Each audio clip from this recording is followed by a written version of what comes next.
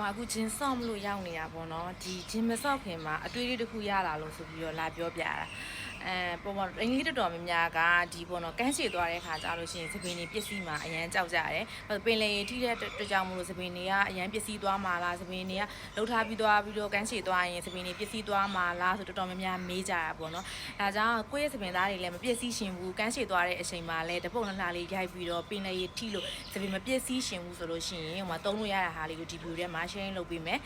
ဥပမာကန်းချေသွားလို့ရှိရင်ကိုယ့်ရဲ့အသားရည်ကို skin care ကိုဒီ sun cream တွေလိမ့်တယ်လို့မျိုးပဲသပင်ကိုလိမ့်လို့ရတဲ့ cream type ဆိုတာရှိပါတယ်ဒီဟာကိုပြောမယ်ဆိုလို့ရှိရင်တော့ leak and treatment ပေါ့သူက spray လိုပဲရေမွေးလိုရှိတဲ့ spray လေးပဲအဲ့ spray လေးတွေများများသုံးပေးပါအဲ့လို spray လေးတွေကကြတော့ဘလို့လူတွေအတွက်အဓိကကောင်းလဲဆိုခုနလိုကန်းချေသွားတော့မယ်ဆိုလို့ရှိရင်သပင်တွေညှိမှာသပင်တွေရှောက်မှာပျက်စီးသွားမှာကြောက်နေတဲ့သူတွေဆိုလို့ရှိရင်သပင်ကို leak and treatment တွေသုံးပေးပါဒါဆိုရင်တော့ကန်းချေစင်းတဲ့အချိန်မှာသပင်သားတွေလည်းမပျက်စီးနိုင်ဘူးဆန်သားတွေလည်းမလျှောက်သွားနိုင်ဘူးနောက်တစ်ချက်ကခုနလိုကိုယ့်ရဲ့ hair style တွေပုံပြတ်သွားမှာကြောက်နေတဲ့သူတွေဆိုလို့ရှိရင်လည်းဒီ leak and treatment လေးကိုသုံးပြီးတော့မှကန်းချေကိုစင်ရေကူးကန်စင်လဲရတယ်ကန်းချေစင်လဲရတယ်ဒါမှဂျင်မဆော့ခင်တရားလေးကိုတတိယလို့လာပြီးတော့ share လုပ်ပေးတာဖြစ်ပါတယ် leak and treatment နဲ့ပတ်သက်ပြီးတော့ဘယ်လိုဟာမျိုးလေးတွေသုံးရမလဲဆိုတာသိရှိလို့ရှိရင်လည်း comment မှာမေးသွားလို့ရပါတယ်